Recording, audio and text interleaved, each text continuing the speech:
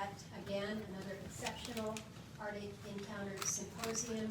I believe this is number 7 that has been held here, excuse me, in the United States. But it is the first time that it has been held in the state that makes the United States an Arctic nation. So it's good to bring it back home, and as a girl from Cordova, it was only appropriate and fitting that you should do that in conjunction with your team that is pretty much all Alaska all the time, so we appreciate that.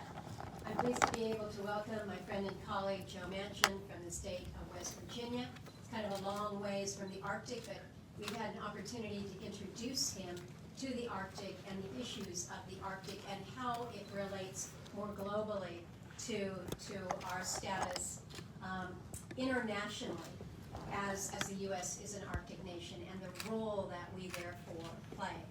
It is also a privilege and an honor to be here with friends, ambassadors that I have known and who am getting to know, our Arctic coordinator from the State Department, Jim DeHart.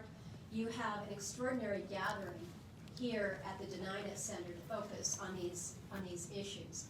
I will just share with you, these matters have been important to me since I began my tenure in the Senate almost 2 decades ago. And when we began talking about the Arctic, it was a pretty small part. There weren't too many that really would come together for conferences that were held. I can't even remember if we actually had conferences or whether they were just small convenings. And it is really extraordinary to me to see the level of attention and focus that we are now part of as part of the Arctic dialogue and discussions that go on. It is not just about our geography.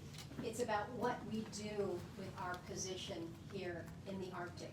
We play a role here in the United States from a defense and a national security perspective, from the perspective of our indigenous peoples who live and work and raise their families here and who have for thousands of years, from an environmental perspective, how we share best practices, from a resource perspective, how, whether it is our fisheries or our oil or our gas or our natural resources that we have in common with other Arctic nations, whether it is impact from climate change that we are seeing, whether it be forest fires, wildland fires in Arctic areas that we never thought we would see, coastal erosion, permafrost thawing.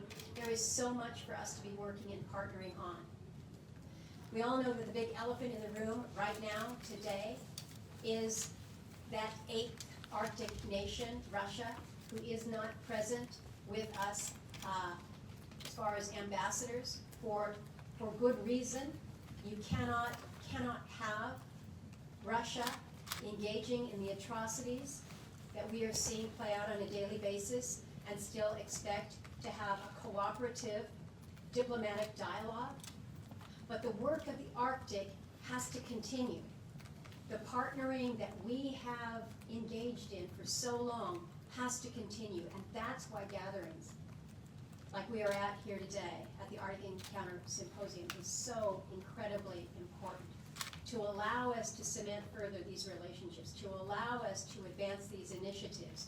They're so important for the health of our economies and the health of our countries and our planets. So with that, I'm going to turn to my friend and colleague from West Virginia, who we have warmly embraced and adopted as an Alaskan and fellow Arctic traveler, Senator Manchin. Thank you, Lisa. Let me just say that it's a pleasure to be back in Alaska, which I have a fondness for, and to see all my friends. Senator Murkowski 4 years ago was kind enough to put a trip together that included me, which was a trip to the Arctic.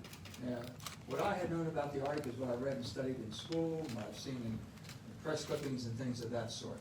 To see it up close and personal. She was chairman at that time of the Energy and Natural Resource Committee. I was ranking member. Now that I'm chairman of the Natural Resources Committee, it's invaluable information I was able to gather. People said, what did you take away from the Arctic? When I saw and visited all of your countries and had the pleasure of meeting so many wonderful people and and the hospitality. But what I walked away from is that the United States of America is the only country in the Arctic, makes up the Arctic, that used climate as a political divide. Every one of the other Arctic countries embraced it, understanding we had to do something.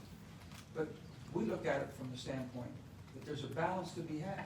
That balance is between the environment and the economy. And we see that basically what Putin, the good Russian people have no clue of what Putin's got them into. This is Putin's war. The atrocities that he's put on Ukrainians because of his own quest. It's unbelievable. And he has weaponized energy. He's used energy as a weapon. And the only way we can offset that is making sure that we have the all-in energy policy in the United States, in North America, and all of the freedom that we have in all the free-loving countries that we are allies with. That's what we're striving for. But I learned so much being in the Arctic and that fragile ecosystem that we're all responsible for. I've always said this: you cannot eliminate your way to a cleaner climate. You can innovate your way to a cleaner climate. You won't eliminate it. That means that we have to do everything we can to take an all-in energy policy so that we can have the resources that we need. The United States of America will always remain energy independent as we move the technology forward for the rest of the world, and the climate will be much better off. Anything that we replace in the world today as far as an energy, whether it's coming from fossils or renewable, we can do that much cleaner than anybody else. So when it came time, and I will say this, when this war started, Lisa came to me and we both said we have to do something. We put a piece of legislation together immediately, which stopped every flow of dollar purchasing anything that we possibly could stop from being purchased, especially petroleum and energy from Russia, so that they wouldn't have $1 coming from the U.S. economy that would support their war against Ukraine. And finally, we passed a bill now, 100 to nothing, unanimous. It doesn't happen that often in the Senate. And I'm proud of that, and there's so much more that we can do. But we have to help our friends around the world right now. Europe's in trouble. We're going to make sure that we're there for them. They can count on us.